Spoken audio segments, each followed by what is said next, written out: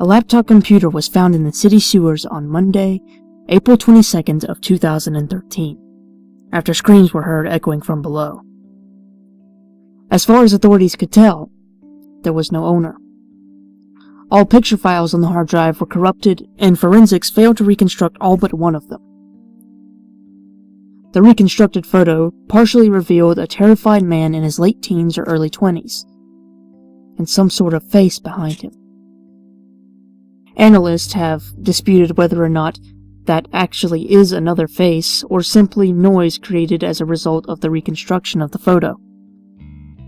Apart from the single image, all that remained on the laptop was a cryptic Word file left open, unsaved. Some see this as a suicide note of a deranged lunatic. Others see it as a prank. All that is known for sure is that over the past 3 months, there have been over 20 disappearances, all leaving no trace.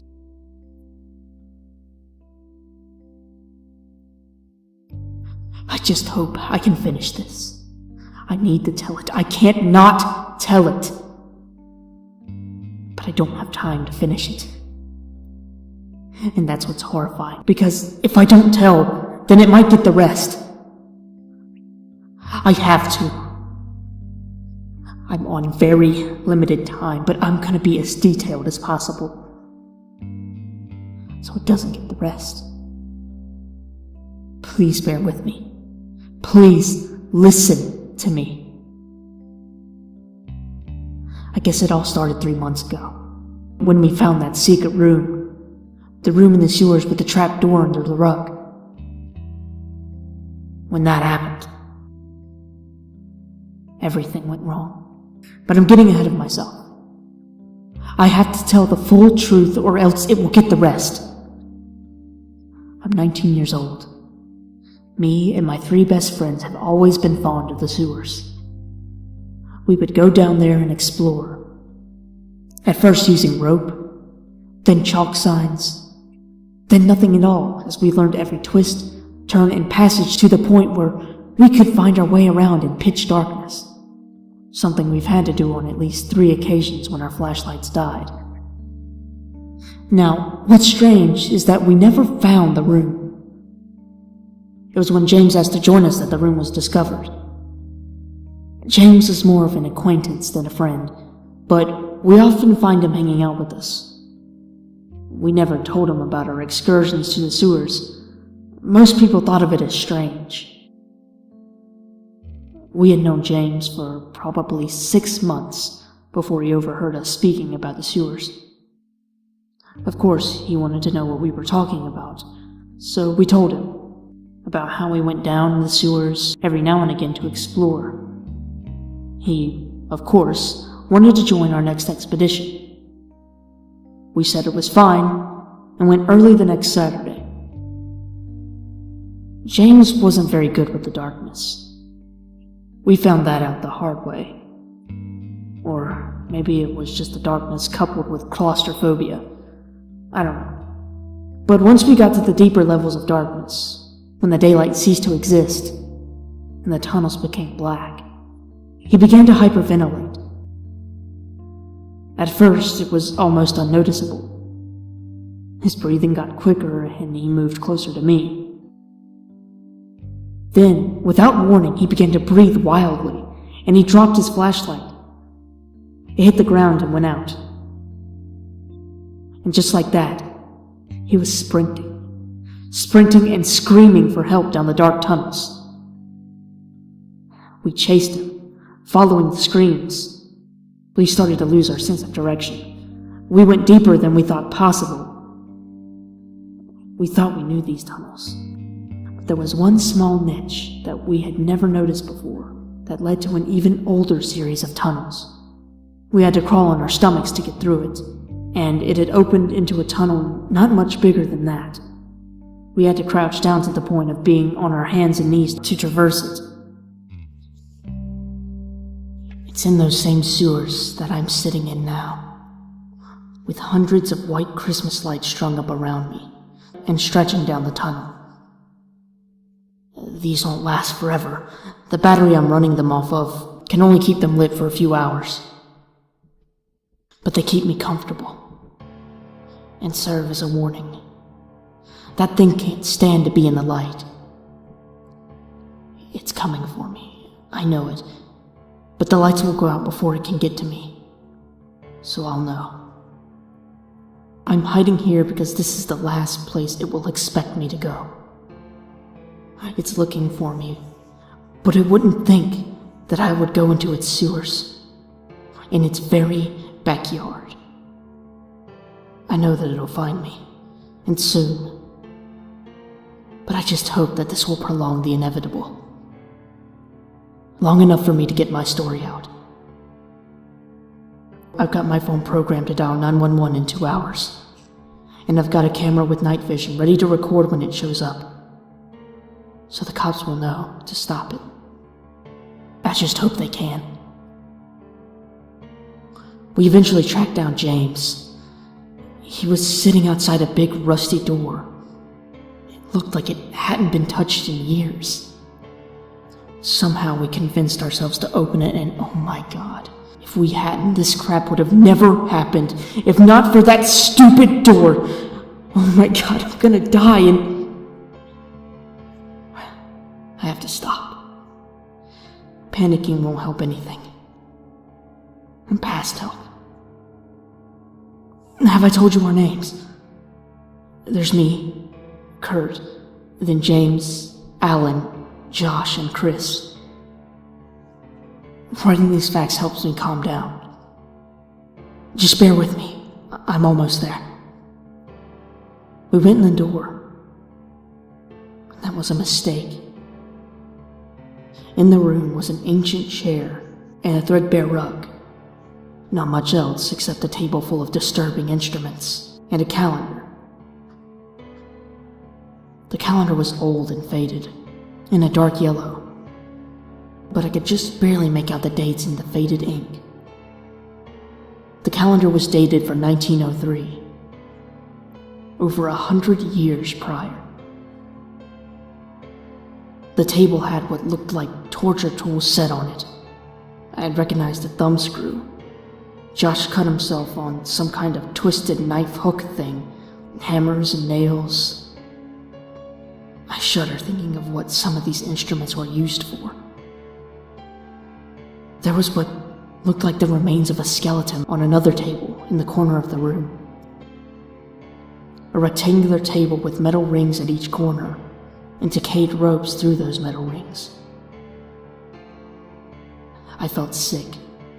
We decided that we needed to get out, but Alan tripped over the rug and kicked it to the side. And there was a trap door under it. Again, curiosity got the best of us, and we opened it, against James' protests. An old ladder led down, but that was it. We shined our lights in, and there were several things that might have once been human remains, but were now nearly dust. At this point, something came over James. He climbed down the ladder into the hole against our protests. After a moment, his light flickered and then died. Nothing but silence from down below. We were beginning to panic when he casually walked into view. He smiled up at us. His eyes were just empty, bleeding sockets.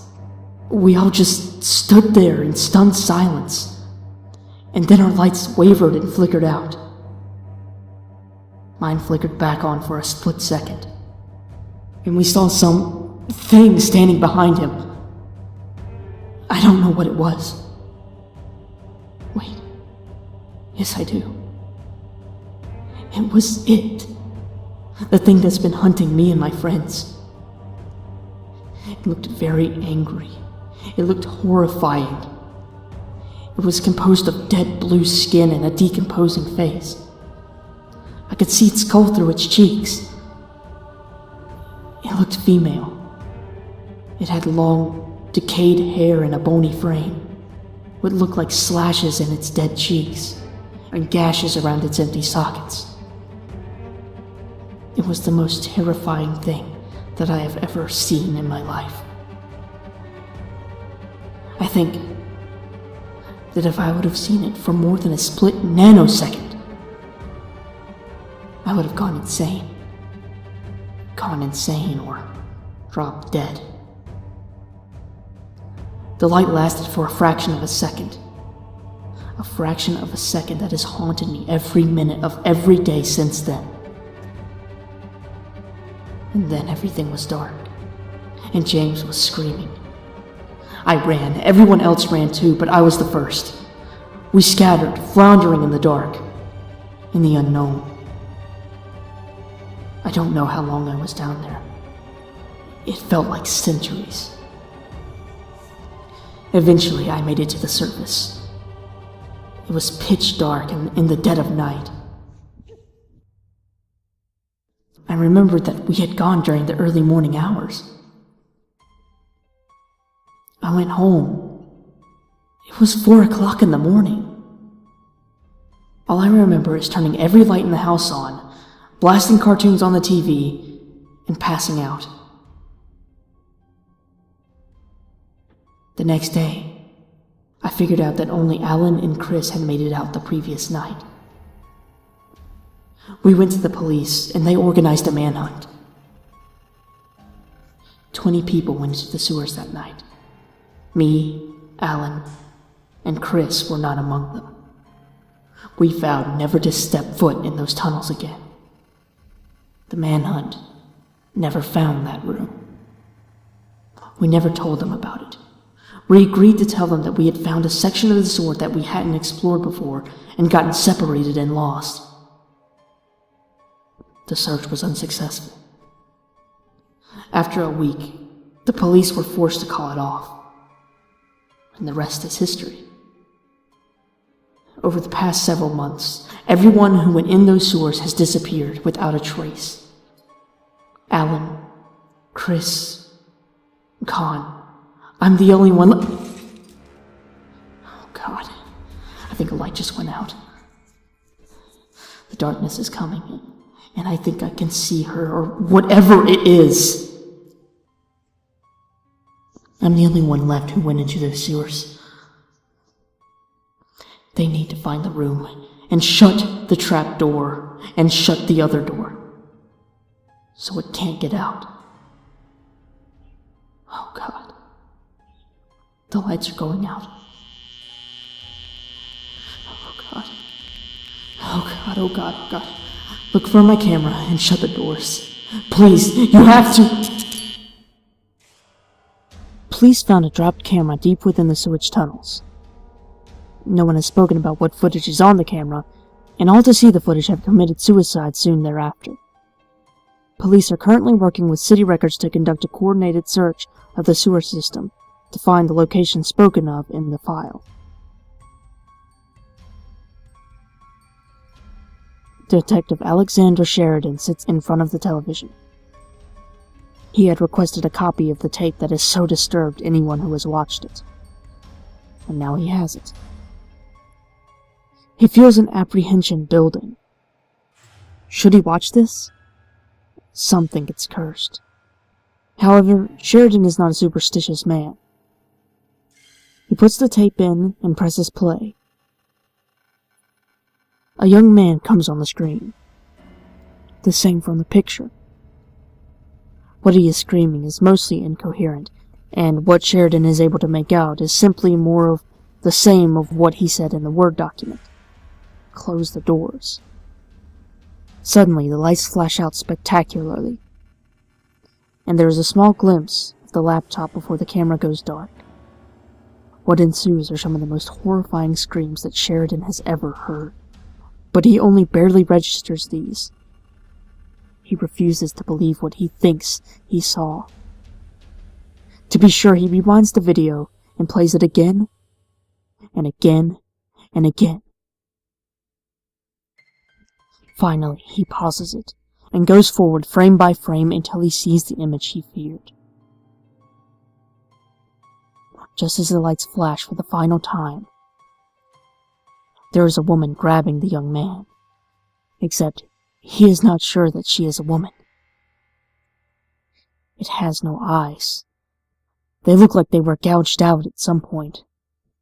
There are slashes in her face, or what is left of her face. It is mostly decayed bone, with some skin stretching over it. The teeth are worn nubs. Sheridan averts his eyes. He can't look at this thing anymore. He notices at that moment, in the background, stand other things. People that have disappeared. All decaying. All with no eyes. They seem to be looking directly at him. Accusingly almost. He tells himself that this is impossible as they have no eyes. Then he notices motion. The woman holding the young man pulls her face in some caricature of a smile. Then she begins digging her fingers into his face. He begins screaming as she literally rips his eyes out of his head. Sheridan runs forward and presses the power button on the TV. Nothing happens. The woman, or the thing, continues to rip the eyes out of the man's head. And Sheridan begins screaming with him as he feels his sanity begin to slip. He rips the plug to the TV out of the wall. Still nothing happens. He retches as the thing pulls the remains of his eyes out and begins pressing them to her own sockets. He turns and runs full force towards the wooden baseball bat mounted on the wall.